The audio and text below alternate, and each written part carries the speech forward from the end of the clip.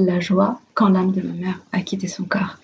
Hey, salam alaikum, bienvenue sur les Malak Fajr Podcast, le podcast qui t'aide à avoir plus de sakina, de sérénité au quotidien et dans l'au-delà. Ce podcast est pour toutes les femmes musulmanes qui veulent reprendre leur vie en main, apprendre à se connaître, lâcher prise, tout en préparant leur vie après la mort.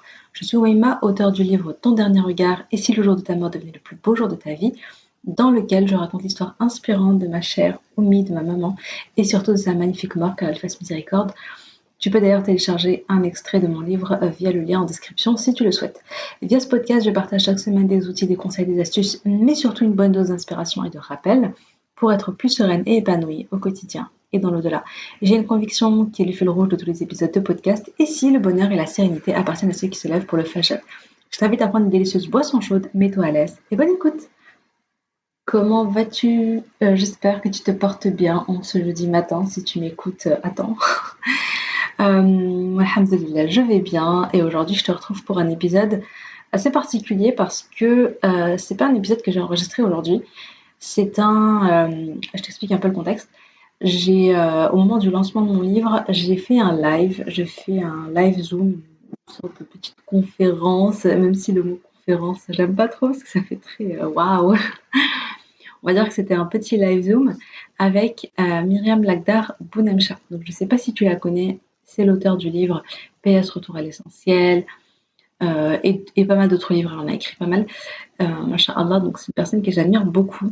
Franchement, si tu n'as pas lu son livre, je t'invite vraiment à le faire parce que il regorge de pépites. Et c'est une histoire qui est très touchante, qui est très émouvante. Mais bon, je pense pas que j'ai à la présenter. Je pense que tu connais déjà son livre. Masha'Allah. Donc voilà, donc j'ai enregistré un live. On a enregistré un petit live ensemble. Enfin, c'est un live que j'avais préparé le contenu et puis j'y ai repensé récemment. Je me suis dit mais c'est dommage de ne pas le partager avec un peu plus de monde. Donc voilà, donc elle m'a gentiment envoyé, enfin son équipe m'a gentiment envoyé enfin voilà l'audio et j'en ai fait cet épisode de podcast. Donc voilà, ce que tu vas écouter un peu dans quelques instants, ça a été donc enregistré. C'était au moment, donc comme je le disais, au moment du lancement de mon livre. Donc je raconte en fait le concept de mon livre, mais je vais plus en profondeur, je pense, que ce que j'ai fait jusqu'ici. Donc je pense que ça va te plaire, Inch'Allah. La seule chose, je m'excuse d'avance, c'est que la qualité du son n'est pas oufissime. Elle est moins bonne que d'habitude et je m'en excuse.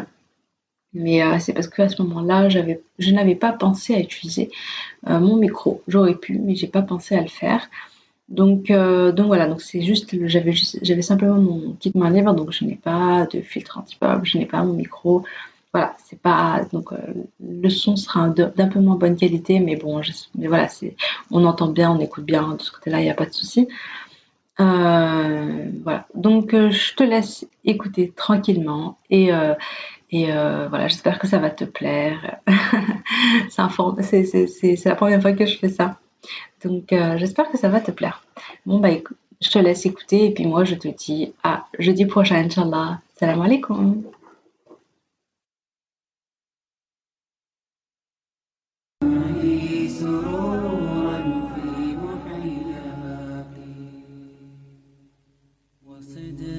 دعائك فرجت به كربي وأحزاني ودادك لا يشاطرني به أحد من البشر فأنت النبض في قلبي 2017. Probablement que t'en as aucun souvenir, mais moi, je pourrais te la raconter en détail cette nuit. Elle est inoubliable. Parce que j'ai fait une découverte extraordinaire, pleine d'espoir. C'est la plus grande prise de conscience de ma vie. Mais avant de te partager cette incroyable découverte, laisse-moi te confier mon histoire, celle que je viens d'écrire et de publier sous le titre « Ton dernier regard ». En réalité, c'est pas mon histoire, mais c'est celle de ma mère que je vais partager avec toi. Celle de ma Oumi chérie. Une femme comme les autres, épouse, maman du enfant. Ok, je sais que ça c'est pas très ordinaire. Une femme qui aimait chanter dans les mariages, qui aimait réunir ses amis à la maison autour d'un bon plat et d'un bon verre de berred atay, un bon verre de thé à la menthe, qui aimait se promener dans la nature en faisant ses adkar. En bref, une femme comme les autres, une femme comme toi. Mais un jour, en une fraction de seconde, sa vie bascule. cancer du côlon. Stade avancé. Jamais on s'imagine que ça puisse nous arriver à nous. On pense toujours que les épreuves n'arrivent qu'aux autres. Pendant 9 mois, j'ai vu ma mère souffrir. Tout tenter pour rester en vie, se battre pour voir grandir ses enfants. Elle a tout fait, tout. Chimiothérapie, radiothérapie, naturopathie, médecine prophétique. Mais surtout, elle a invoqué Allah. Elle a prié pendant des nuits. Elle l'a supplié. Et elle lui a fait confiance. Tawakkul ala Allah. Elle voulait vivre, certes, mais elle savait. Elle savait que les plans d'Allah étaient les meilleurs. Elle savait qu'Allah l'aimait. Alors elle a lâché prise. Et elle a accepté le destin qu'Allah voulait pour elle. Si elle devait mourir, elle accueillerait la mort avec la certitude que c'est ce qu'il y a de meilleur pour elle. Et si elle devait vivre, elle accueillerait la guérison, la vie, jusqu'au jour où elle s'en irait. Parce que crois-moi, personne n'est éternel. Ni toi qui m'écoutes, ni moi, ni personne.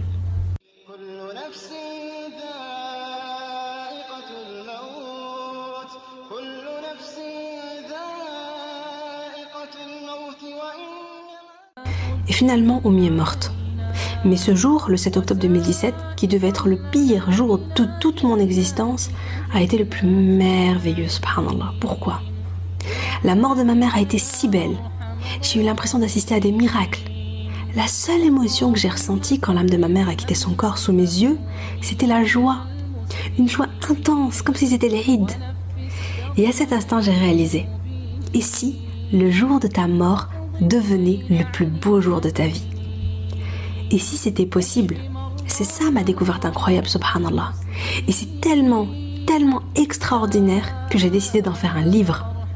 Et aujourd'hui, je t'invite à découvrir l'histoire inspirante de ma maman, à revivre avec moi cette nuit merveilleuse où elle a quitté cette terre. Mais je t'avertis, cette histoire n'est pas comme les autres. Elle a bouleversé ma vie, et si je l'ai écrite, c'est parce que je veux qu'elle bouleverse la tienne.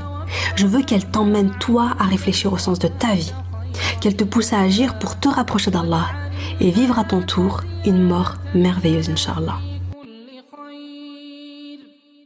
Tu peux télécharger un extrait de mon livre et commencer par découvrir la réaction surprenante de ma maman quand on lui a annoncé qu'elle avait un cancer. Cette réaction à elle seule te montre la femme incroyable qu'elle était. Si tu souhaites lire mon livre en entier, je suis heureuse de t'annoncer qu'il est enfin disponible sur Amazon. Je te mets tous les liens dans ma bio ou en description. Bonne lecture! والشوق إلى لقائك في غير ضراء مضرة ولا فتنة مضلة برحمتك يا أرحم الراحمين اللهم إنا نسألك فعل الخير. Mashallah, mashallah, mashallah.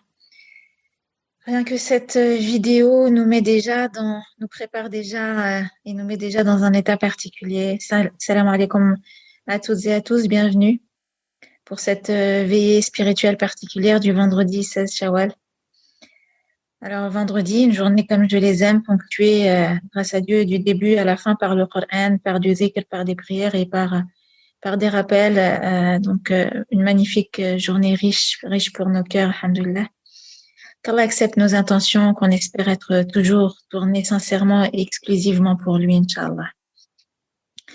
Alors, pour ceux et celles qui me connaissent peut-être déjà, comme vous le savez, j'ai besoin que l'on soit vrai, que l'on soit honnête, que l'on soit intègre, soit juste et réaliste.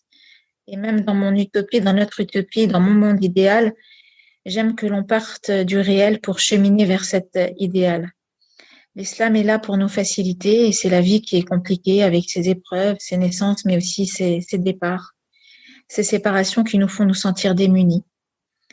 Et on a été créé pour se réunir, pour se rapprocher, pour se rencontrer, mais la vie veut aussi qu'on apprenne à laisser partir, à laisser grandir, à laisser s'envoler.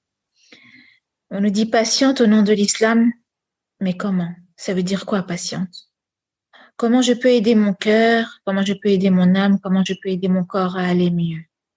On nous dit Alhamdulillah, mais comment trouver la force de le ressentir vraiment, ce hamd, et ce rida bi qadr Allah? On nous dit tiens bon, mais à quoi m'accrocher? Et surtout, comment m'y prendre pour ne pas flancher? On nous a toujours fait peur avec le monde d'après.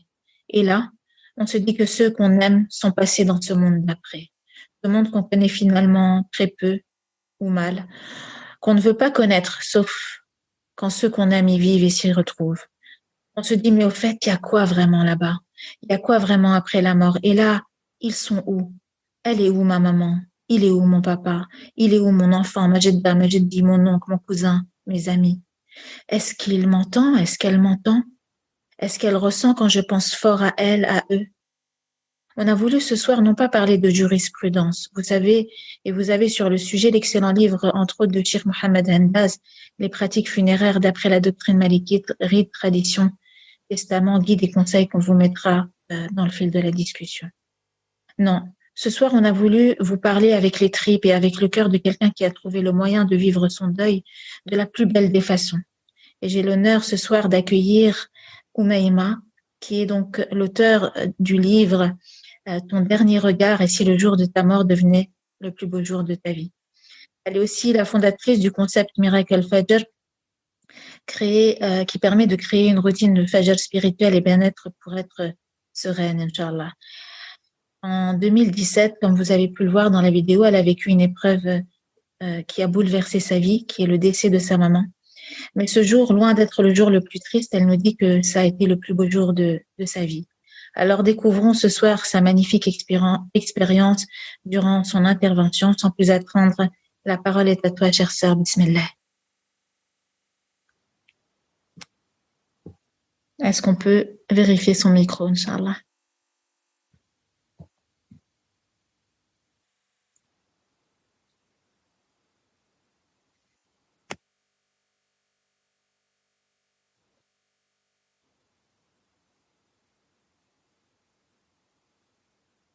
Maï Marty, tu m'entends?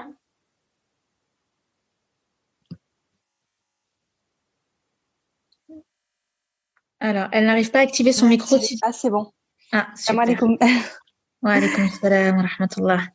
Bienvenue à toi, la parole est à toi. Bismillah, tfadli. D'accord, jazakallah khairan. Ma chère sœur Myriam, déjà pour ton invitation, je suis honorée d'être là aujourd'hui avec Akhawet. Je suis vraiment touchée et je te remercie. Je te remercie aussi pour ta magnifique présentation, ton magnifique rappel que tu viens de nous faire sur la mort. Subhanallah, c'est très touchant. Subhanallah. Donc, Allahumma shrah li sadri wa yassir li amri wa hlul 'uqdatan min lisani yafqahu qawli. Donc, salam alaikum les filles, salam alaikum mes sœurs, fillah. Donc, je suis Oumaima et aujourd'hui, je viens vous parler d'un sujet un petit peu spécial, un sujet. Je vous parle de l'expérience en fait que j'ai vécue et subhanallah de tout ce que ça m'a, toutes les réflexions en fait que ça m'a, que ça a entraîné en moi au point subhanallah où en fait j'ai écrit ce livre-là, Ton dernier regard. Mais on va commencer doucement et je vais commencer par une petite présentation de moi. Donc, j'ai 30 ans. Je suis maman d'une petite princesse qui s'appelle Laïa Tahani, qui a 3 ans et demi, qui a bientôt 4 ans. Et d'ailleurs, subhanallah, juste dans son prénom, il y a déjà une histoire derrière qui se cache. Parce que Tahani n'est pas...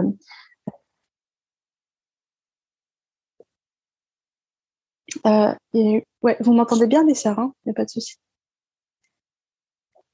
Donc, subhanallah, je disais, il y a rien que dans le prénom d'ailleurs de ma fille, il y a déjà une anecdote, il y a déjà une histoire derrière parce que c'est ma maman en fait qui va lui donner ce prénom-là pendant ma grossesse.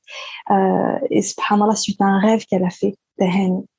Mais donc voilà, donc moi je suis une personne qui a un parcours tout à fait anodin, normal, hein, disons, rien de particulier. J'ai fait mes études, je me suis mariée tout de suite après mes études, alhamdoulilah, et je suis tombée enceinte 3 mois après. Mais subhanallah, donc moi je me suis mariée en été 2016 et quelques temps après, en janvier 2017, ma vie est chamboulée parce que on découvre donc la maladie de ma maman. Subhanallah, et vous le savez tous, hein, la mère c'est le pilier, la maman c'est Euh, c'est la sécurité, c'est l'amour inconditionnel. Moi, c'était ma meilleure amie, ma confidente. On se parlait tous les jours, on se voyait presque tous les jours. Enfin, c'était ma maman, en fait. Et sachant que moi, je suis l'aînée de 8 enfants, machallah. Mais voilà, parce que j'étais l'aînée, je pense que j'avais une relation encore plus... j'avais une relation particulière avec ma maman, on était vraiment très, très proches. Et, mais subhanallah, parfois, Allah subhanahu wa ta'ala, il met dans notre vie des épreuves qui sont là pour nous éduquer, pour nous faire grandir. Et, euh, et moi, cette année de 2017, donc j'ai vécu la plus grande épreuve de ma vie, c'est voir la personne que j'aime souffrir, subhanallah, découvrir qu'elle est malade, la voir souffrir, etc. Et jusqu'au jour où, en octobre 2017, donc, Allah subhanahu wa ta'ala prend son âme. Et la mort, dans l'inconscient collectif, la mort, c'est synonyme de quoi la mort? La mort, subhanallah, c'est synonyme de chagrin, de tristesse, de peur, de douleur. C'est un peu tabou. On est parfois dans le déni face à la mort. Et en tout cas, c'est quelque chose quand même qui est assez négatif. Et moi-même, avant la mort de ma maman, subhanallah, j'ai toujours, dès que j'entendais quelqu'un est mort, tout de suite, je me sentais super triste. Je pensais à sa famille, je pensais à la personne, je pensais à la douleur de la séparation pour ses proches. Ça a toujours été très, très dur. Avant la mort de ma maman, j'ai vécu la mort de mon oncle et puis de certaines personnes, voilà, des voisins, etc. Mais chaque fois, ça m'a bouleversée. Ça me rendait très, très triste. Et, mais, subhanallah, donc c'est la vision qu'on a en général. Et subhanallah, en même temps, la mort, à part quand elle est frontale, parce que on connaît quelqu'un qui vient de mourir, ou bien on connaît un proche qui est malade, on a peur pour lui, ou des choses comme ça, en réalité, la mort, on ne l'intègre pas vraiment. En fait, notre cerveau, on sait qu'on va mourir parce qu'il y a personne qui est éternel, parce que on sait que tout âme va goûter à la mort. Et en même temps, on n'a pas une vraie conscience de la mort. On ne réalise pas vraiment qu'on va mourir. Et subhanallah, alors que pourtant, paradoxalement, c'est quand on prend conscience de la réalité de la mort que notre vie change et que nous changeons et que on profite vraiment de la vie. On dit souvent profite de la vie. Il y a même des gens qui vont te dire non mais pense pas à la mort, etc. T'es jeune, etc. Voilà, profite de la vie. Ne te mets pas, ne pense pas à la mort. Alors qu'en réalité, tant que tu penses pas à la mort, tu vis quelque part un petit peu dans le reflet, dans la distraction. Alors que au moment où tu réalises profondément que tu vas mourir, ce qui se passe, subhanallah, c'est qu'à ce moment-là, seulement, tu commences vraiment à vivre. Il y a cette phrase, la fameuse phrase de Confucius qui dit ta deuxième vie commence quand tu découvres que tu n'en as qu'une. C'est-à-dire qu'au moment où tu découvres qu'en fait, tu vas mourir, tu vois, à ce moment-là, c'est comme si tu te réveillais, en fait, et que tu vivais presque une autre vie, hein, parce que tu veux préparer ta mort. Surtout le croyant. Le croyant sait qu'après la mort, il y a beaucoup d'autres choses. Enfin, on sait qu'après la mort, subhanallah, il y a plein de choses qui nous attendent, que la mort, c'est juste un passage, et qu'il y a la tombe, et qu'il y a le jour du jugement dernier, et qu'il y a le pensirat, et qu'il y a le paradis, qu'il y a l'enfer. On sait qu'il y a l'éternité, en fait. Donc, la mort, ça ne doit pas être un sujet tabou, ça ne doit pas être un sujet qui fait peur, ça doit être un sujet qui mène à la réflexion sur les choix qu'on fait aujourd'hui, sur ce qu'on veut pour notre mort et qui doit nous donner envie en fait d'agir, de passer à l'action, etc. Et les compagnons, eux, donc ils vivaient perpétuellement dans cette, en fait, ils côtoyaient perpétuellement la mort. Je me rappelle qu'il y avait une histoire avec un compagnon qui avait creusé devant chez lui une tombe et qui s'y mettait tous les soirs et qui se projetait vraiment là-dedans. Forcément, quand tu fais ça et que tu as cette conscience aussi élevée de la mort, ben, subhanallah, tu vis ta vie de manière vraiment, vraiment, vraiment différente, subhanallah. T'es pas dans la distraction, subhanallah. Et j'ai envie, les filles, de partager avec vous un extrait de mon livre. En fait, j'ai envie de vous lire l'introduction si vous êtes OK, parce que j'aborde en fait cette notion-là et en préparant mon intervention, je me suis dit que ce serait intéressant. Bismillah. Il existe une vérité universelle qui réussit à mettre tout le monde d'accord. Toute âme goûtera à la mort. Paradoxalement, même s'il ne fait aucun doute que chacun croisera un jour l'ange de la mort, nous vivons dans un quotidien qui nous le fait oublier. La mort devient un sujet théorique dans nos esprits qui ne touche en pratique que les autres. Les autres, ce sont les personnes âgées, les malades, les victimes d'accidents, etc. Nous ne pensons jamais qu'un jour les autres, ce sera nous, moi, toi. Nous vivons chaque jour comme si nous ne devions jamais mourir. Et pourtant, ce que j'ai appris, c'est que tu ne commences vraiment à vivre que le jour où tu comprends intrinsèquement dans ta chair que la mort est présente et qu'Allah peut enlever ton âme à chaque instant. Quand tu ouvres les yeux sur la mort, tu ouvres en réalité les yeux sur la vie. Quand tu acceptes l'idée de mourir, à ce moment-là, ta vie prend tout son sens. Mais croire en la mort n'est pas toujours aussi facile que nous l'imaginons. Il ne suffit pas de le penser vaguement pour y croire réellement. Il faut méditer dessus, se projeter, visualiser. Ne pas attendre de vivre une expérience mémorable, parfois traumatisante, avant d'ouvrir les yeux. Un événement comme la découverte d'une maladie grave, un accident qui a failli être fatal, un virus pour lequel il n'existe aucun remède et qui pousse la moitié de la population mondiale à se terrer chez elle. Tout à coup, la mort n'est plus dans un futur hypothétique, mais dans un présent tangible. Et les questions les plus essentielles émergent. Qu'est-ce que j'ai accompli pour Allah? Que faire pour quitter cette terre sans regret? Quelles sont mes priorités? S'il me restait que 3 mois à vivre, qu'est-ce que je souhaite accomplir? Qu'est-ce que je choisis d'arrêter immédiatement? Qu'est-ce que je décide de faire aujourd'hui? J'ai le sentiment profond que l'idée de mourir est ce qui donne la clarté à nos vies.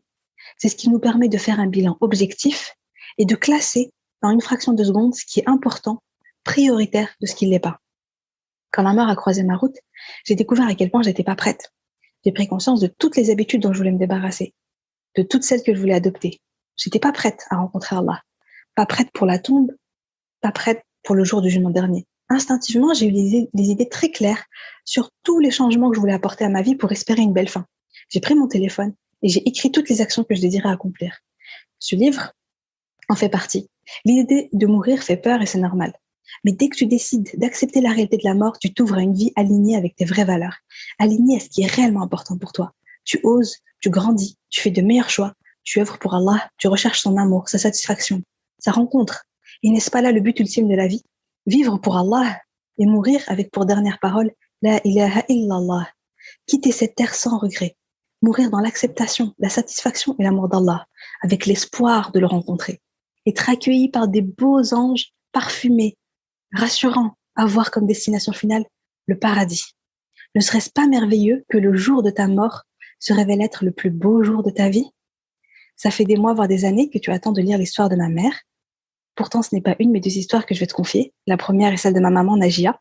Il n'y a pas de suspense, elle meurt à la fin. Et dans un autre livre, il serait peut-être écrit « L'héroïne meurt », cette histoire se termine tristement. Mais moi, je te dis, l'héroïne meurt, et c'est sûrement l'histoire avec la fin la plus heureuse que tu n'aies jamais lue. Subhanallah. Donc, ce que je veux dire par là, c'est que finalement, même si donc la mort, subhanallah, dans l'inconscient, c'est quelque chose de, c'est naturellement, disons, c'est quelque chose de négatif, quelque chose qui fait peur, c'est le chagrin, on l'associe au chagrin, on l'associe à la tristesse, etc. Ben moi, subhanallah, la découverte en fait que j'ai fait et que j'ai vraiment voulu partager, c'est qu'en réalité, la mort, ça peut être vécu de manière totalement différente. Et subhanallah, j'avais l'impression, au moment où j'assiste, parce que j'ai accompagné ma mère pendant son agonie, j'ai accompagné ma mère pendant sa dernière nuit, l'agonie a duré plusieurs jours, la dernière nuit, et jusqu'au moment où son âme a quitté son corps. Et ce moment-là, on était toute ma famille, il y avait mon père, il y avait mes frères et sœurs, on était tous rassemblés autour d'elle, subhanallah. Et subhanallah, ajib, c'est que moi, avant d'assister à ça, même quand ma mère était malade, je ne croyais pas qu'elle allait mourir. Je me disais, Allah, il l'aime, ma mère, elle est proche d'Allah, c'est une femme pieuse, c'est une femme qui m'inspirait beaucoup. Et je me disais, Allah, il va la sauver, en fait. Et elle va guérir. En plus, je croyais vraiment qu'elle allait guérir. Et je n'imaginais pas une seule seconde qu'elle puisse mourir. Et si jamais, je me disais dans ma tête, imagine si elle meurt, pour moi, c'était atroce, en fait. C'était une douleur atroce, c'était abominable. C'était quelque chose enfin, je me disais, je pourrais jamais m'en remettre, quoi. Mais subhanallah, finalement, au moment où j'ai assisté avec elle à l'agonie, et au moment où j'assiste au de son départ, en fait, subhanallah, c'est pas du tout ça que je ressens. C'est pas du tout le chagrin. C'est pas du tout la tristesse. Et si je pleure, c'est pas des larmes de tristesse, en fait. C'est des larmes de joie. Et c'est ça et ça, subhanallah, c'est totalement inattendu. Et ça a été totalement surprenant parce que c'était un événement qui était merveilleux. En fait, clairement, j'avais l'impression que c'était l'Eid, subhanallah. J'avais l'impression que c'était l'Eid, tellement je me sentais bien, je me sentais heureuse, et heureuse pour elle. Et subhanallah, j'étais émerveillée. Et pour information, j'étais pas la seule à avoir ressenti ça. Mon père, mes frères et sœurs ont ressenti aussi cette joie. À un point où, quand ils se sont préparés pour la prière mortuaire, subhanallah, donc mes frères, voilà, ils ont fait le rosl, etc. Mes frères, j'ai vu mes frères en fait se parfumer, mettre leur plus beau ramis. Et moi, j'étais trop contente qu'ils se soient fait aussi beau. Et je leur dis, et j'avais envie, j'étais là, je leur disais oui, c'est bien. Enfin, j'avais envie de leur dire oui, faites-vous beau pour elle, faites-vous beau pour ce jour particulier, pour ce jour spécial. À un point que ma sœur, quand elle était dans la voiture avec mes frères et mon père, elle s'est trompée et elle voulait, au lieu de dire on va à Salat al-Janaza de ma mère, elle a dit on va à Salat al-Eid. Subhanallah. C'était vraiment, c'est vraiment cette émotion-là, subhanallah, qu'on a ressentie. Et subhanallah, ça nous a surpris. Moi, ma propre réaction me surprenait. Et subhanallah. Et pourtant, ça n'aurait pas dû me surprendre parce que la mort du croyant, en fait, c'est un heureux événement pour le croyant. C'est-à-dire qu'il y a plein de belles choses qui l'attendent. Le croyant qui a œuvré pour Allah, qui a fait des efforts, qui a fait ce qu'il a pu. Je veux dire par là qu'on n'est pas parfait. Et même si, voilà, je vais vous parler de ma maman, après on va parler aussi de les qualités qu'elle avait, etc., pour comprendre finalement pourquoi est-ce qu'elle a eu cette belle mort.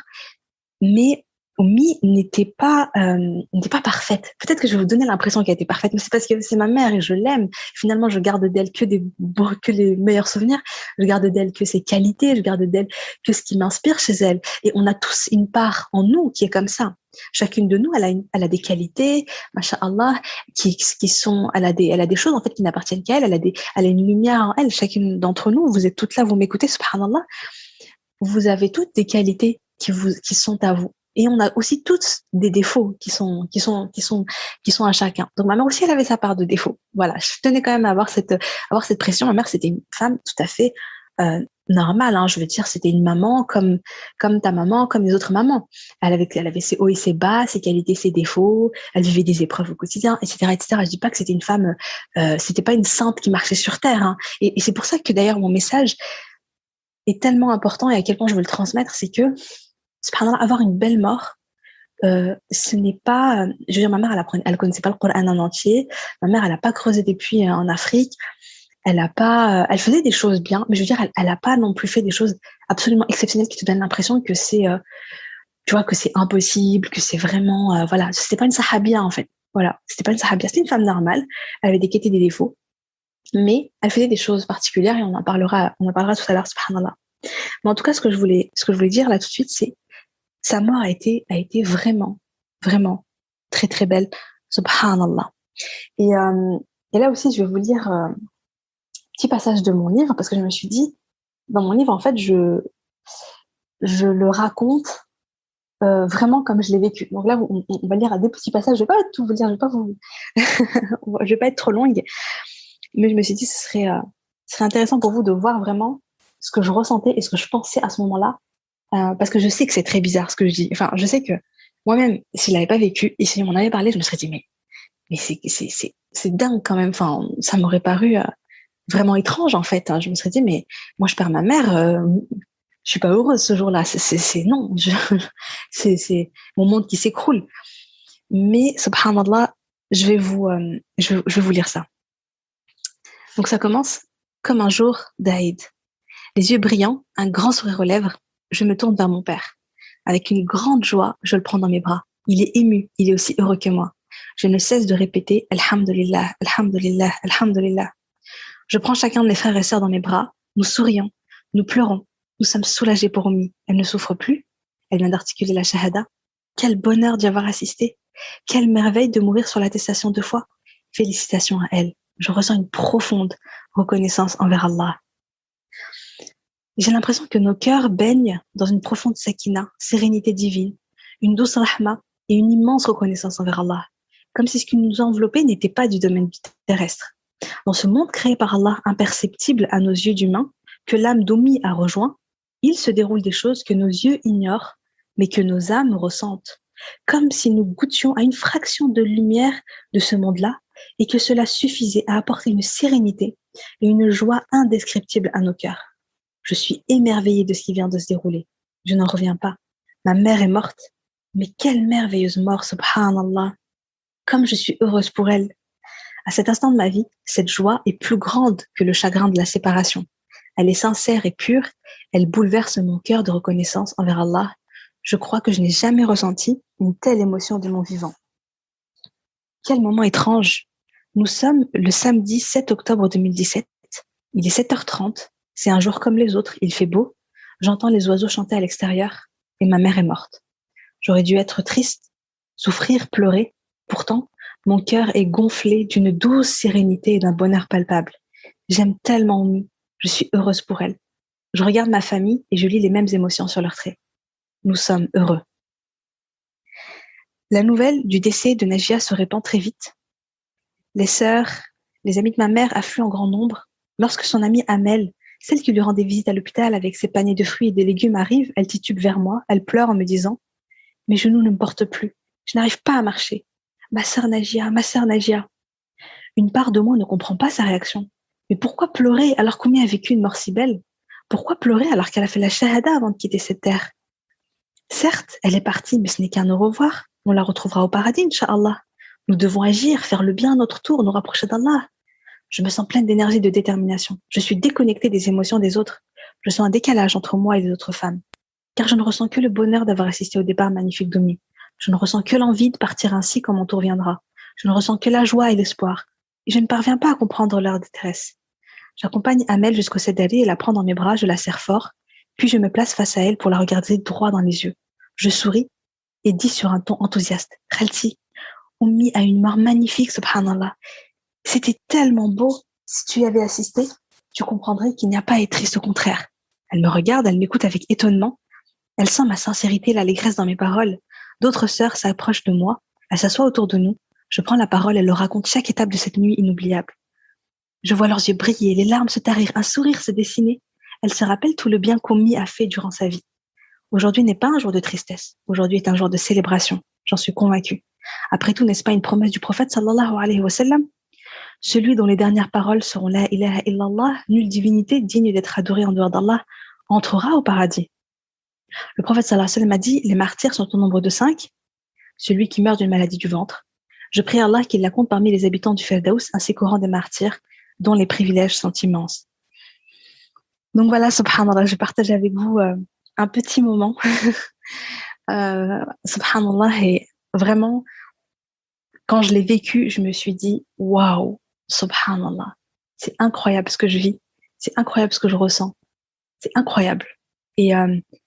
Et vraiment, juste avant, j'avais assisté à la naissance de ma fille. Et voilà, j'ai porté ma fille pour la première fois, mon premier bébé dans mes bras.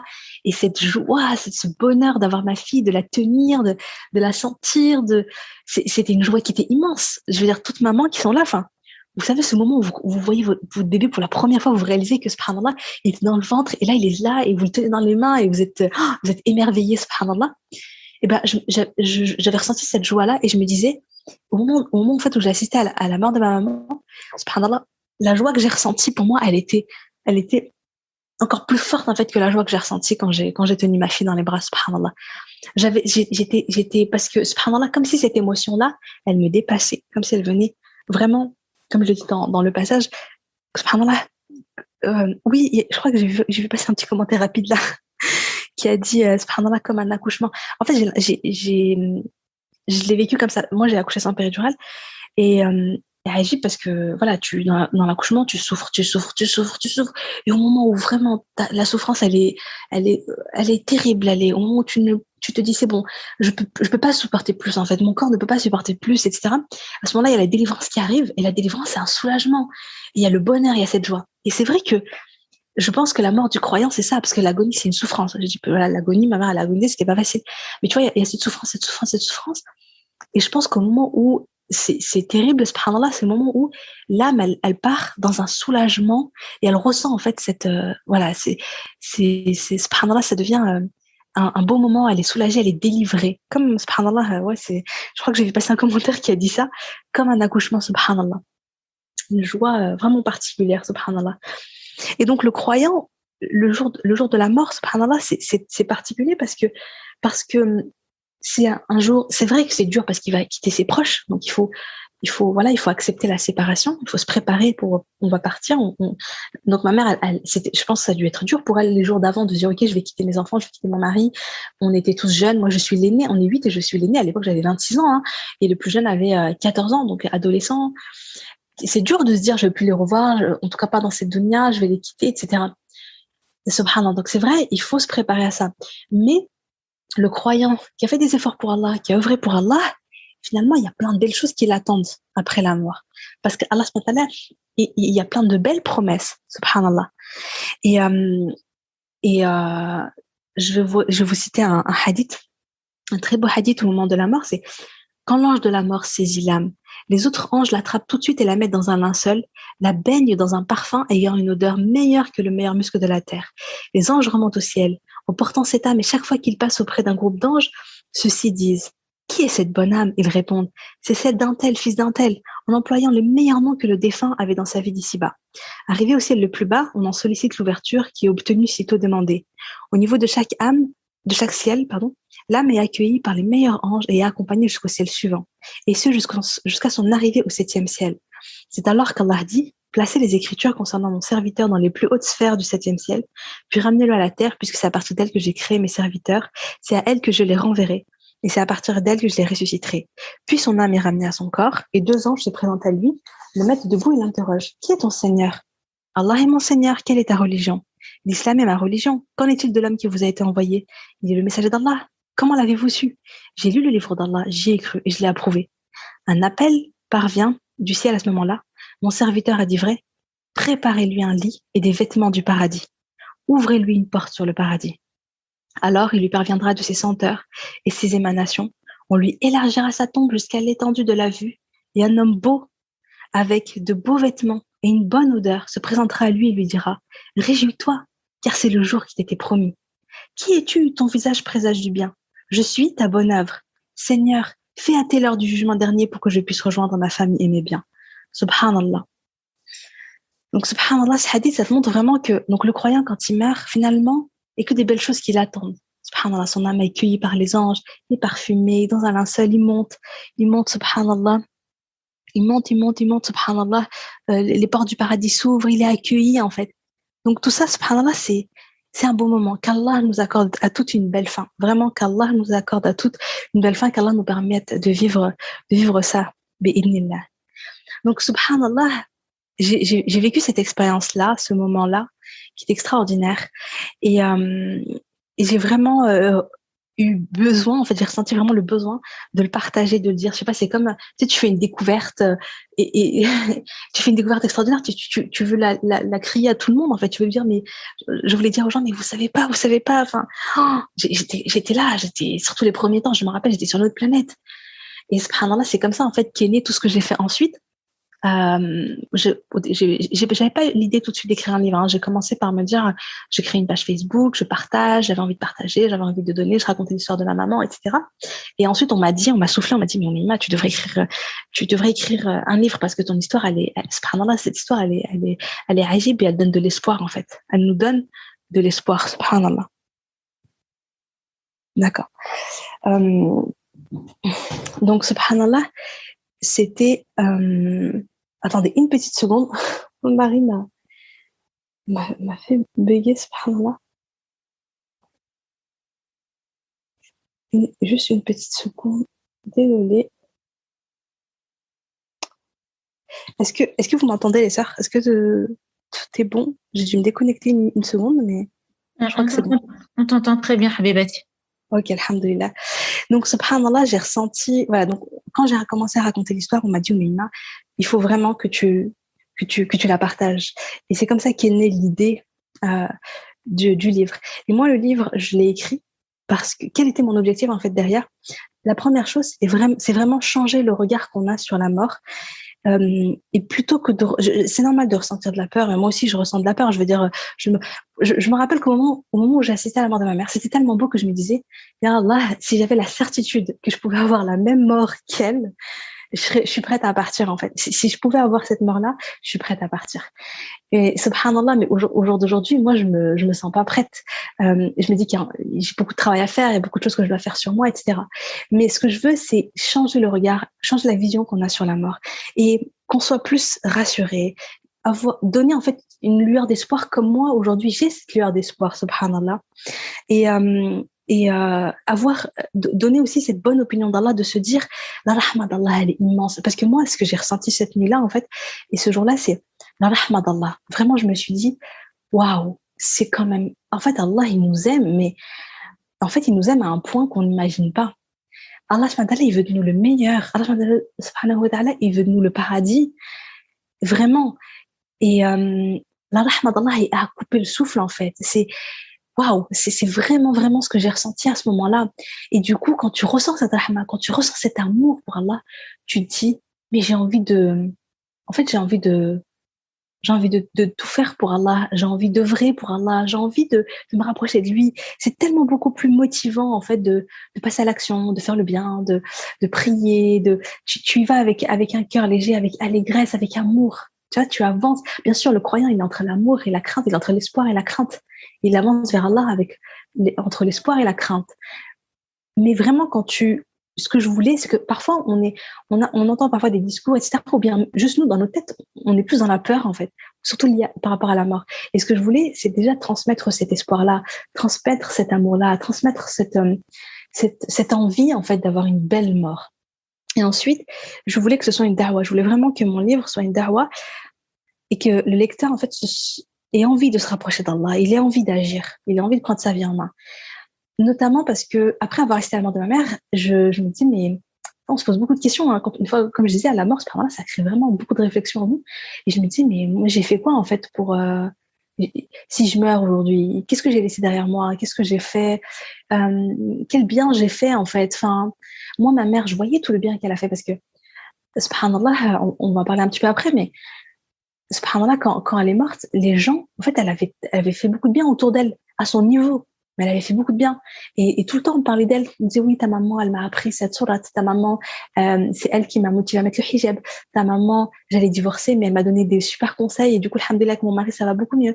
Ta maman, elle faisait des rappels, etc., qui m'ont permis de faire ceci, cela dans ma vie. Ta maman m'a appris le Coran, elle m'a appris des sourates. Ta maman, elle m'a appris à lire l'arabe. J'entendais tout le temps des choses comme ça et je me disais c'est fou parce que elle est morte mais en fait elle continue à recevoir les hasanat parce qu'elle a fait le bien dans sa vie. Et moi je me dis mais j'ai fait quoi?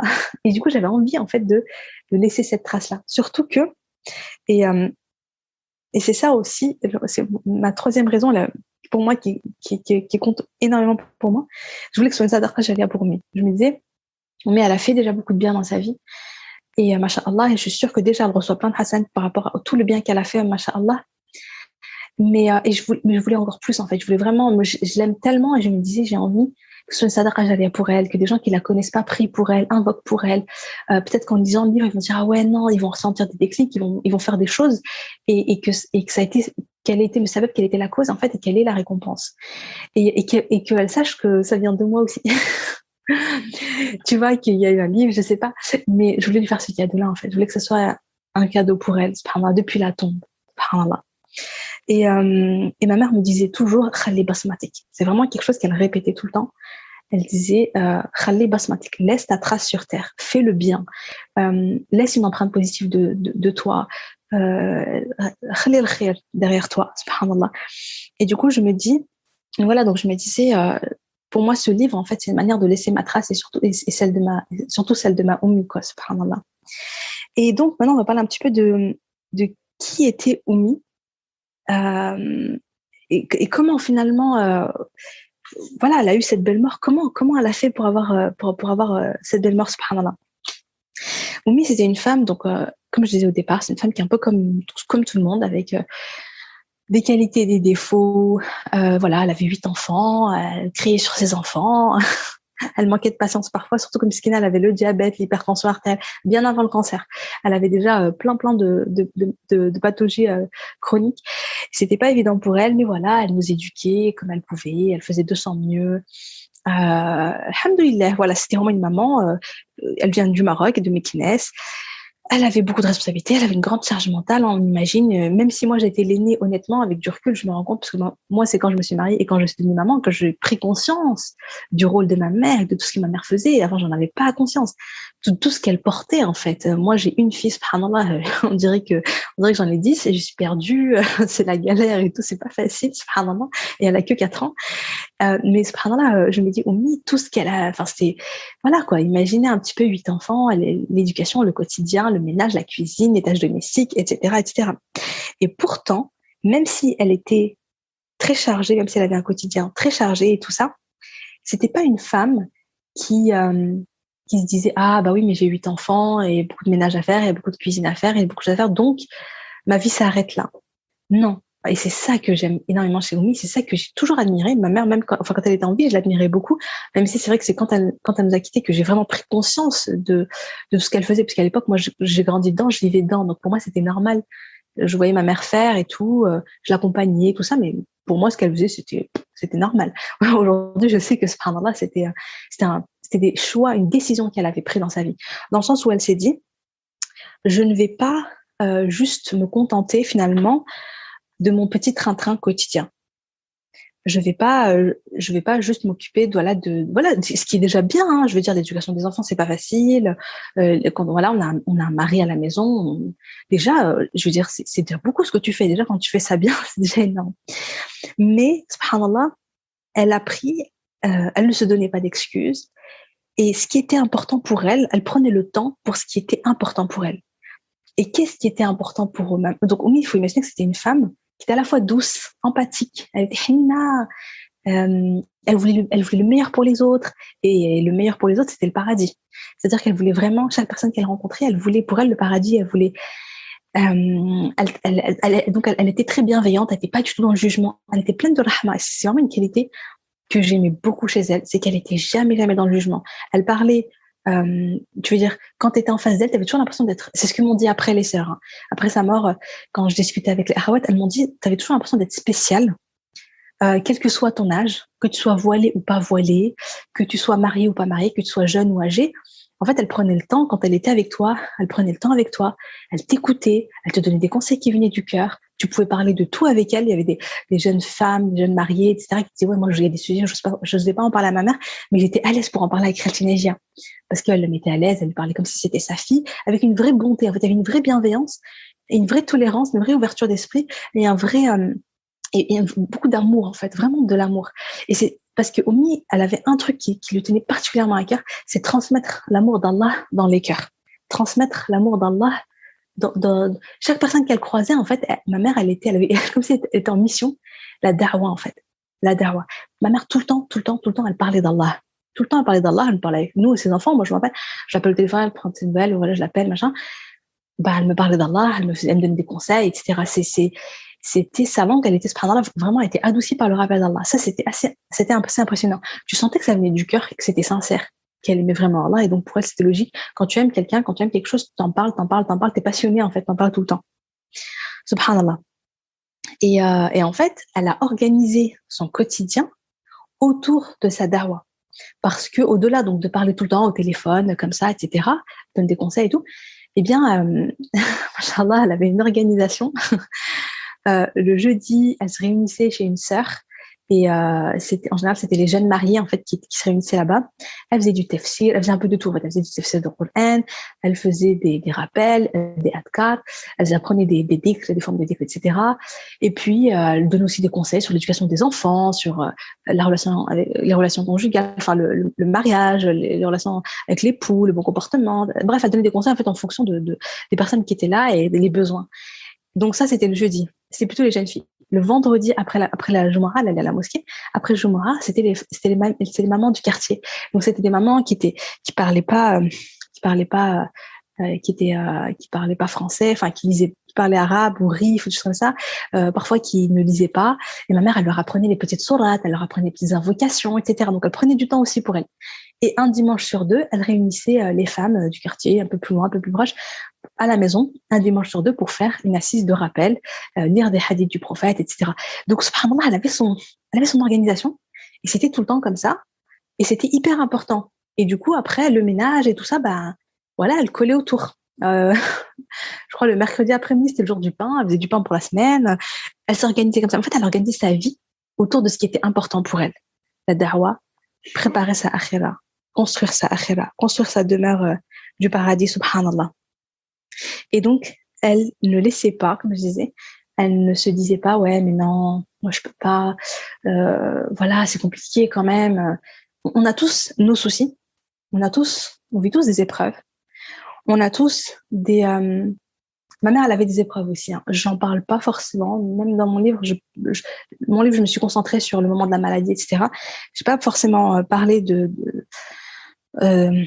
reste, mais ma mère, elle a été vachement éprouvée, elle a été beaucoup éprouvée, donc il y avait plein de choses, elle gardait en elle, etc. Mais malgré tout, elle était proactive, elle était responsable de sa vie, masha'Allah, elle était proche d'Allah, tout le temps. En fait, quand elle avait un problème, elle parlait à Allah, quand elle faisait des doigts, elle avait son cœur qui était connecté à Allah, vraiment. Et nous, parfois, comment dire, on se dit que la ibada, adorer Allah, c'est pendant la prière ou au moment où j'ai le Coran, en fait. Alors qu'en réalité, non. Ma mère, elle faisait sa vaisselle, elle faisait des adkar. Et là, elle était en adoration, en fait. Elle se promenait, elle sortait souvent. Un jour sur deux, c'était le tapis à la maison. Elle faisait une petite demi-heure de marche rapide. Un jour sur deux, elle sortait autour de, voilà, elle se promenait un petit parc à côté ou autour du quartier, où elle faisait des grands tours, etc. Elle en avait besoin, ça lui faisait du bien. Ça lui faisait du bien à son moral, ça lui faisait du bien psychologiquement. Et en même temps, elle faisait ses adkar. Elle faisait ses adkar du soir en général. C'était entre l'Asr et le Maghrib. Et ça lui faisait beaucoup de bien. Et subhanallah, pourquoi je raconte ça? Subhanallah. Oui, donc je disais, elle était tout le temps connectée à Allah. Elle avait tout le temps le cœur connecté à Allah. Et elle parlait. Tu sentais en fait qu'elle avait une proximité. Moi, je sentais qu'elle avait une proximité avec Allah parce que comme si elle était tout le temps dans sa tête, machin, en train de dire ouais, ya Allah, nanana, quand j'avais des soucis, des problèmes, elle se confiait à lui, etc. Et du coup, ça, donc c'était pas que pendant la prière ou pendant la lecture du Coran. Finalement, c'était tout le temps. Quand il t'arrive une mauvaise nouvelle, tout de suite, tu vas tawakkul ala Allah, tu vas faire dua, tu vas invoquer Allah, tu vas te rappeler d'Allah. Quand il y a une bonne nouvelle, tu es heureuse, tu remercies Allah, tu fais ce jeu de shukr. Voilà, il y avait cette relation-là, subhanallah. Et puis, c'était une femme elle avait des qualités. On parlait tout à l'heure des qualités, des forces qu'on a. Et je vais vous expliquer pourquoi est-ce que j'aborde ce sujet qui est important, c'est que chacune de nous, elle a des qualités qui lui sont propres. Et là, quand je vous raconte l'histoire de ma mère, il ne s'agit pas de vous dire il faut être comme Nadia, il faut faire comme elle, etc. Mais c'est plutôt de se dire, chacun, quelles sont les qualités qu'Allah m'a données, les qualités que j'ai de manière naturelle en fait. Et comment est-ce que je vais les exploiter dans le bien pour Allah? Comment est-ce que je vais utiliser les forces qu'Allah m'a données dans l'intention de plaire à Allah, de me faire aimer d'Allah, quelles que soient les qualités qu'on a. Oumi, elle était sociable. Ma mère, c'était quelqu'un d'extraverti, qui se nourrissait, en fait, qui avait de l'énergie en côtoyant les autres sœurs, qui aimait s'entourer de sœurs. La mahabba fillah, elle était beaucoup dans la mahabba fillah, dans la générosité, dans le ikram, même si elle n'avait pas beaucoup de moyens, mais tu venais, elle te faisait elle faisait tout, partout où elle allait jamais les mains vides, elle partait toujours avec sa assiette de semaine, de meloui, des petits cadeaux, des petits machins, mais vraiment, elle avait cette générosité de cœur. Tu sentais qu'elle était sincère, qu'elle était accueillante, elle accueillait les sœurs chez elle avec plaisir, etc. Elle était sincère, masha'Allah. Elle était ambitieuse. Moi, elle me dit toujours, faut toujours demander le Firdaus. Elle me dit, tu ne demandes rien de moi. Surtout, faut pas dire oui, Allah, moi, si tu me fais rentrer au dernier degré du paradis, je suis contente déjà, ça me convient très bien. Non, tu demandes le firdaus à Allah, tu demandes toujours le top niveau, tu demandes toujours le plus haut, toujours avoir une grande opinion d'Allah.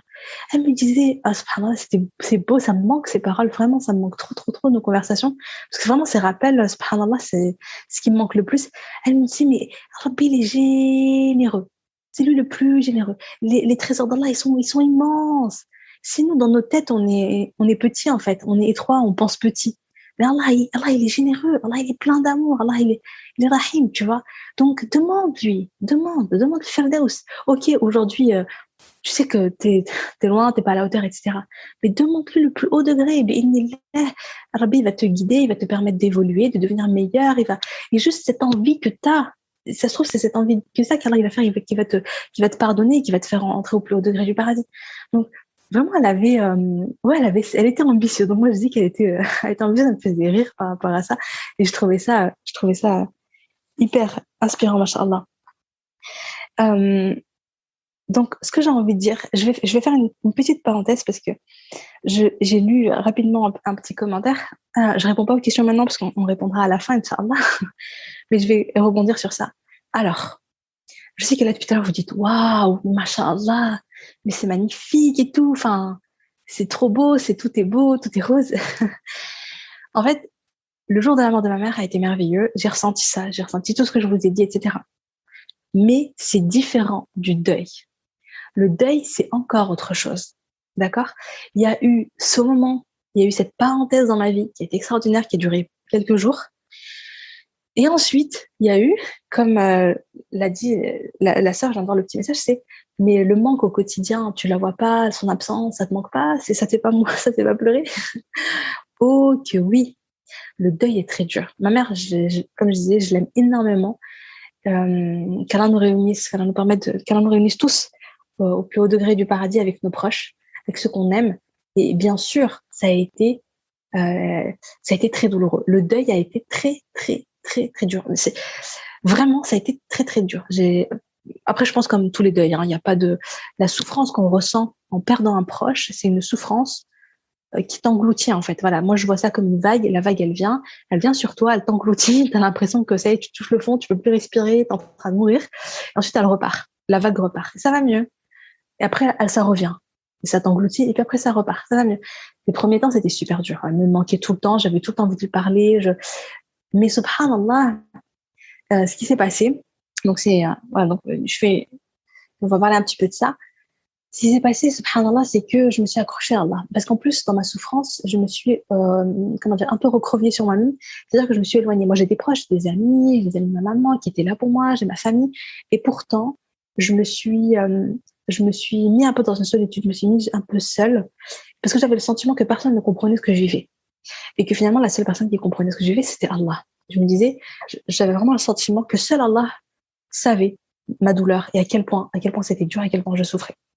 Et subhanallah, en m'accrochant à Allah, parce que ma mère me dit toujours, accroche-toi à Allah, ne rompe jamais le lien entre toi et Allah. On va parler de la prière, et au-delà de la prière, ne rompe jamais la communication avec Allah, ne cesse jamais de parler à Allah.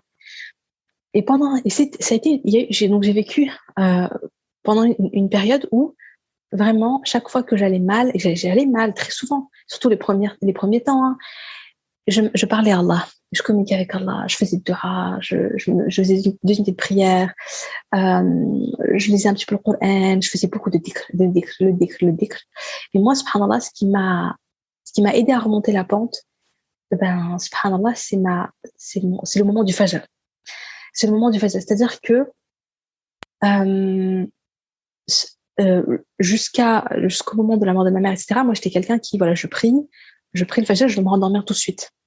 Et là, je ressentais le besoin de me connecter à Allah. Je ressentais le besoin de sérénité. Parce que je vivais dans la douleur et j'avais besoin de sérénité.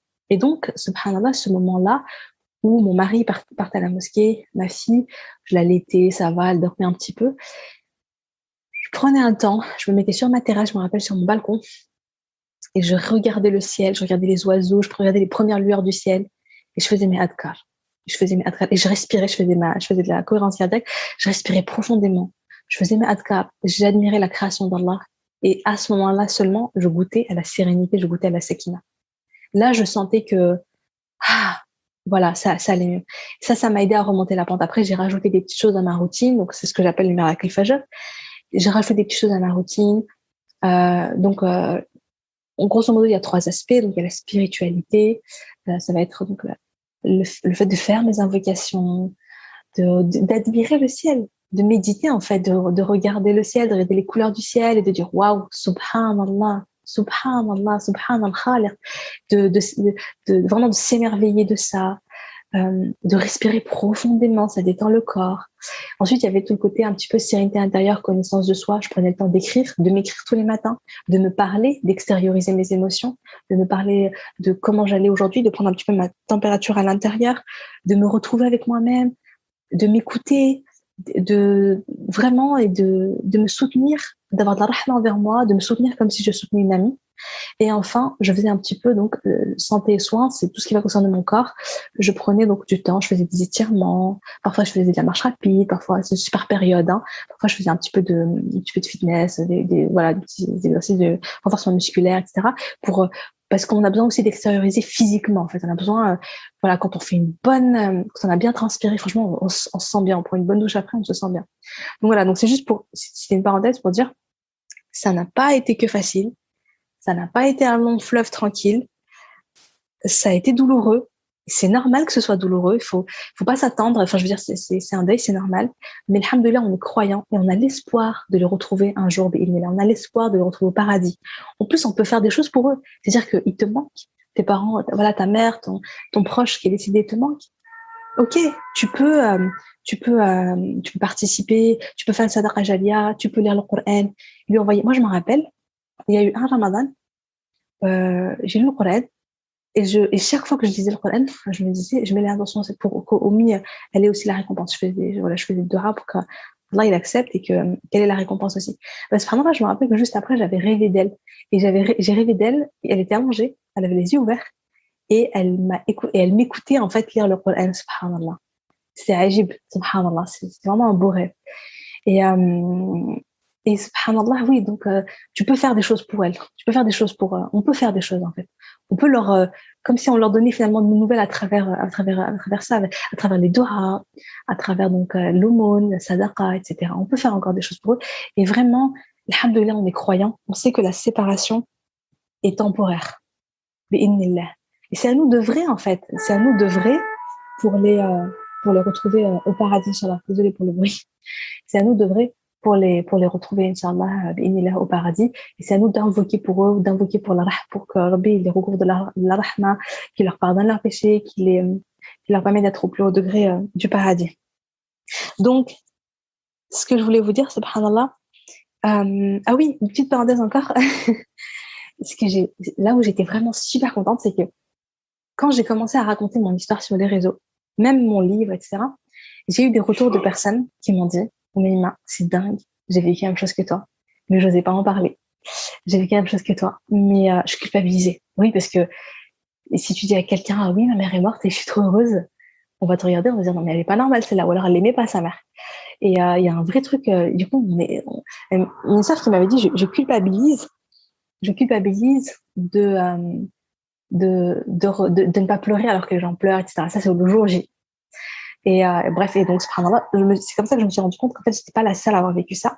Et subhanallah, il y a des belles expériences et ça m'a encore plus donné de l'espoir parce que je me suis dit, ouais, en fait, c'est encore plus, finalement, c'est encore plus possible à notre portée, j'ai envie de dire. Ça donne encore plus d'espoir et ça me donne encore plus la motivation et l'envie d'agir pour nous aussi, qu'on ait une belle mort et que nos proches ressentent cette belle mort.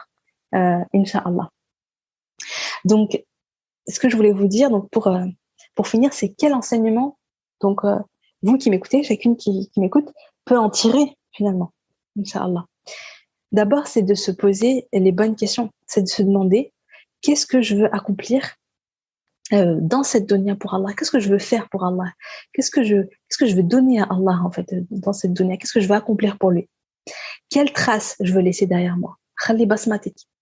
Qu'est-ce que je veux laisser? Est-ce que je veux laisser des enfants pieux? Est-ce que je veux laisser des choses que j'ai transmises aux autres? Est-ce que je veux laisser un bon comportement? Les gens ils se rappellent de moi, ils disent ah oui, cette personne elle avait un magnifique comportement, elle était généreuse. Est-ce que je vais laisser, j'ai aidé à construire une mosquée ou je sais pas, mais vraiment se dire chacun, qu'est-ce que je peux laisser derrière moi, Inch'Allah. Et comment se poser vraiment la question de comment est-ce que je veux quitter cette terre? Est-ce que je veux la quitter? Est-ce que je veux partir dans la sérénité? Est-ce que je veux partir dans la joie parce que j'ai hâte de rencontrer Allah?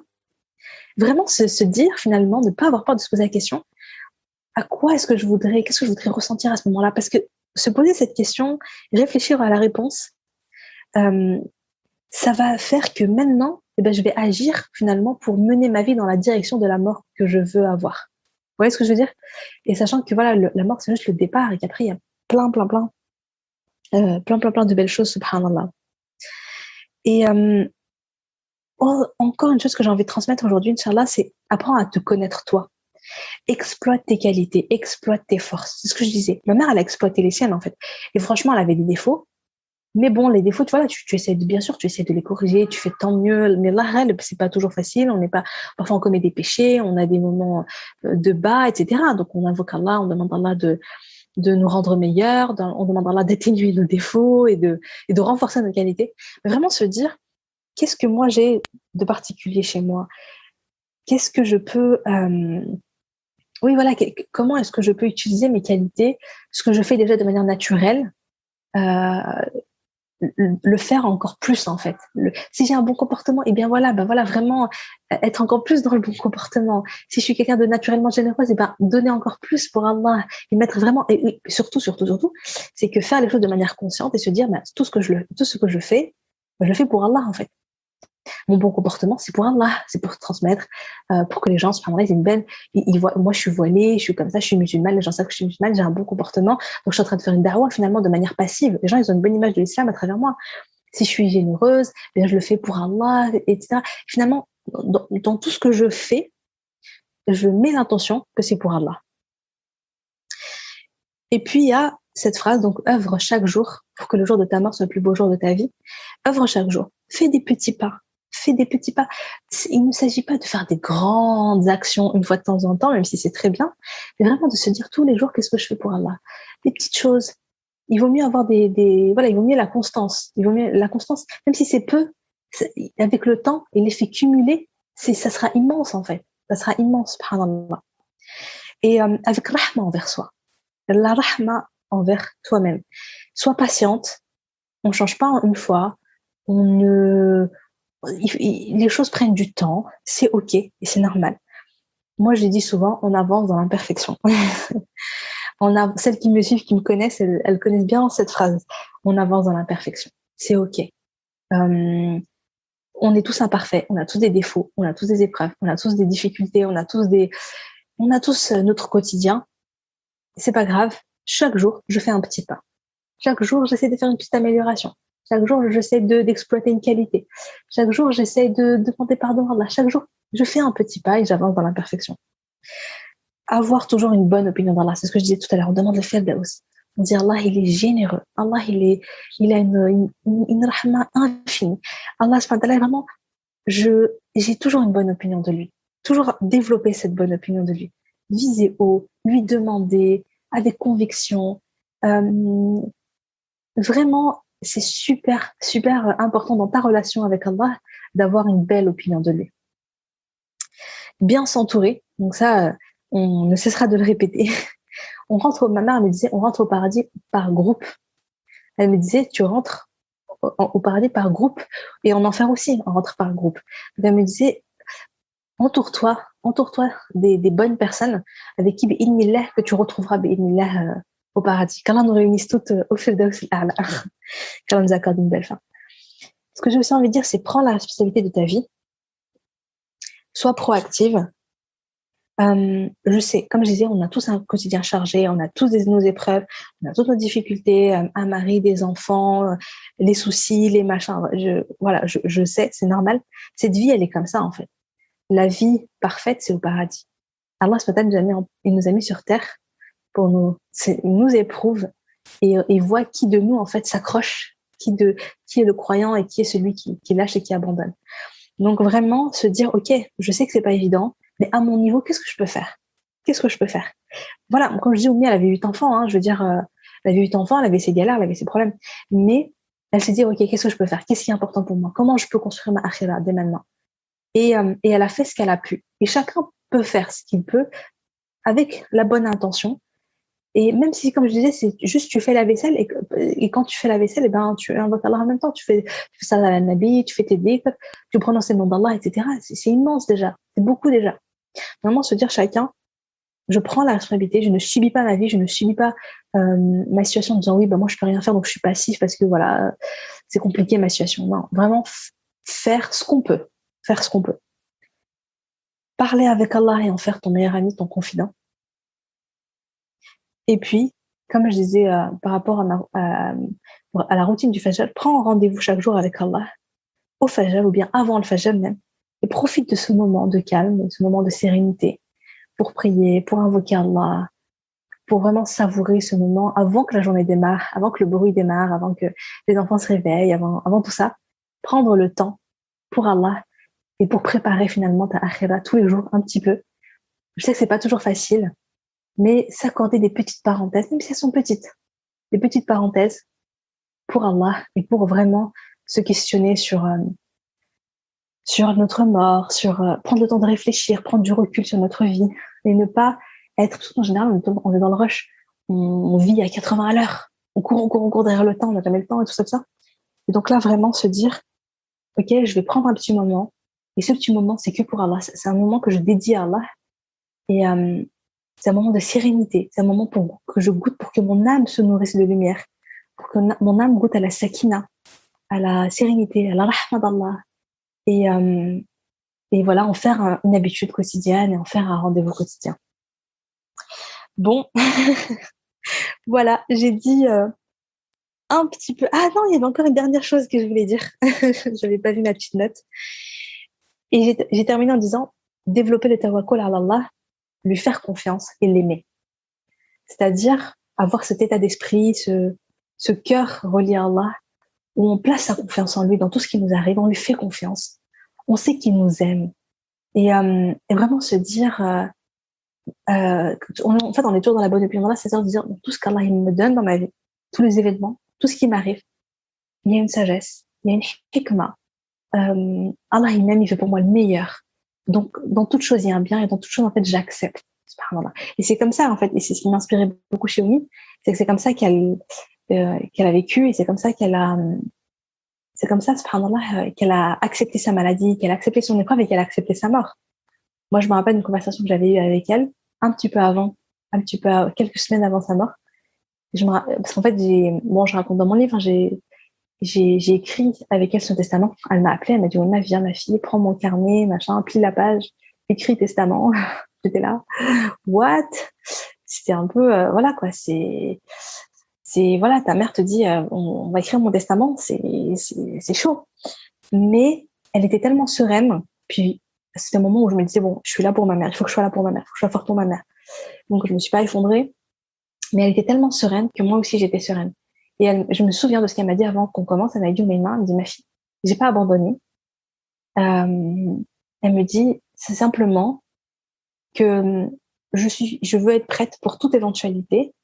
Et moi, je suis radia ala qadar Allah. C'est-à-dire, elle me disait, moi, je suis totalement satisfaite de ce que Allah, il a prévu pour moi. Si je dois guérir, alhamdoulilah, tant mieux, je sais que c'est une bonne chose pour moi. Mais si Allah, il a décidé de prendre mon âme, ben, je sais aussi que c'est la meilleure chose pour moi. Elle me dit, moi, j'aime tout ce qu'Allah, il me donne. Je l'accepte et j'apprends à aimer ce qu'Allah, il me donne. Parce que je sais que lui m'aime et je sais qu'il y a un bienfait dans toute chose. Et ça, subhanallah, quand on a cet état d'esprit-là, ben, franchement, on vit une vie, je pense, qui est différente. On est beaucoup plus sereine dans tout ce qui nous arrive. On est dans le lâcher prise, on est dans l'acceptation. Alhamdoulilah. Donc voilà. Je crois que j'ai tout dit voilà. Je crois que j'ai vraiment tout dit, Inch'Allah. Barakallahu fik, Ukhti Umayma, jazakallah. On saurait te remercier comme il se doit pour la qualité et la sagesse de ton intervention. Juste, je tiens à te préciser que la soirée de ce soir était familiale, donc il n'y a pas que des sœurs, mais il y a aussi des frères et des sœurs qui ont pu bénéficier de ton rappel et tu as touché les cœurs de tous, machallah. On a vu passer des témoignages qui parlent de personnes qui, elles aussi, ont vécu un deuil magnifique et merci de leur avoir permis de s'en rappeler. J'ai vu des remerciements et je me joins vraiment à eux pour te remercier. Merci pour ce témoignage qui est plein d'espoir et aussi plein d'apaisement. Alors, Oumaima, tu t'appelles Oumaima et Oumaima, comme tu dois sûrement le savoir, ça veut dire petite maman. Et comme ta maman et comme une maman, tu as voulu apaiser le cœur de ta communauté et transmettre tout ton amour et ça se ressent. Alors, qu'Allah maintienne ton cœur en paix comme tu te préoccupes du bien-être de ta Oumma, petite maman. Une vie dans la rahma a permis à Tata Najia, Allah yarhamha, de vivre cette mort. Je me suis permise de dire Tata Najia, parce que tu nous as permis de l'aimer à travers ton témoignage et ça, c'est la plus grande la plus grande trace que tu peux permettre pour elle de continuer d'écrire, c'est de la faire aimer même à ceux qui ne l'ont pas connue, subhanallah, de son vivant. Donc, une vie dans la rahma qui a permis à Tata Najia de vivre cette mort dans la rahma et sa rahma, elle s'est diffusée dans vos cœurs au moment où son âme s'est envolée, mashallah. Et sa rahma, elle s'est diffusée aussi ce soir dans nos cœurs, mashallah. Qu'Allah te mentionne parmi son élite, comme tu as permis ce soir de mentionner le prénom de ta maman ici-bas. Et tu parlais de la bonne opinion préalable à avoir sur Allah subhanahu et Dieu sait que c'est vraiment le discours qu'on essaie d'avoir sur Dar al-Qur'an. Et j'espère et je demande à Allah subhanahu qu'un ange annonce et raconte à ta maman la belle soirée qu'on a passée grâce à elle. Et puisse-t-elle aussi te visiter dans tes rêves toutes les fois où tu en ressentiras le besoin, Inch'Allah. Tu as voulu mettre en avant le positif et Dieu a permis à ta maman de laisser une trace positive de son passage sur Terre par ton intermédiaire et par la présence de sa famille sur Terre où on ressent beaucoup d'amour à son égard. Et puissiez-vous continuer pour elle de diffuser son modèle, Inch'Allah, Amin. Et merci d'avoir rappelé que oui, c'est difficile et d'avoir fait que la vie, c'est difficile et que le deuil, c'est difficile et d'avoir fait le distinguo entre le départ, l'envol et puis la suite, le deuil, la séparation, le manque et l'absence. Donc, c'est de ça qu'on parle, de la réalité du terrain. Et pour ressentir ta maman près de toi, l'idée que tu as eue de mettre sur papier, de mettre son bon souvenir en avant et puis d'entourer tes yeux et ton cœur de la beauté de la création par l'émerveillement. Et puis l'encre solide que tu as trouvée en Allah dans ces moments, c'est effectivement, tu as trouvé les bons ingrédients, alhamdoulilah, qui permettent de se laisser traverser par ces vagues du deuil sans qu'elles ne perdurent ni ne s'installent indéfiniment, subhanallah. Merci d'avoir parlé du bel agir dans l'imperfection. Merci d'avoir touché les cœurs sans les culpabiliser. Merci d'avoir parlé de l'importance de la bonne opinion et de l'importance du rendez-vous avec Allah. Du non-jugement comme a pu et a su l'être ta maman, Allah yarhamha. Et comme dit la sagesse, vivre c'est apprendre à mourir. Et ce soir tu nous as donné une belle leçon de vie et donc une belle leçon sur la mort. Inch'Allah, nul doute que ton livre apportera beaucoup et je te souhaite al-Firdaus ainsi qu'au tien, comme te l'a souhaité ta maman et comme elle nous a invités à tous de le demander à Ummatna Muhammad sallallahu alayhi wa sallam. Amin, amin, amin. Barakallahu fik, akhti. Qu'Allah te bénisse. Bénisse ta famille, Inch'Allah, ta princesse, et qu'Allah te préserve et te garde pour les tiens. Amin, ya Rabbi. Voilà, j'espère que l'épisode de ce podcast t'a plu et qui t'a inspiré, qui t'a touché, qui t'a poussé à la réflexion, Inch'Allah. Écoute, si c'est le cas, n'hésite pas à le partager, à le faire découvrir à tes proches, à tes amis, à ceux à qui tu aimerais faire partager ce rappel. Prends soin de toi et à jeudi prochain, Inch'Allah. Salam alaikum.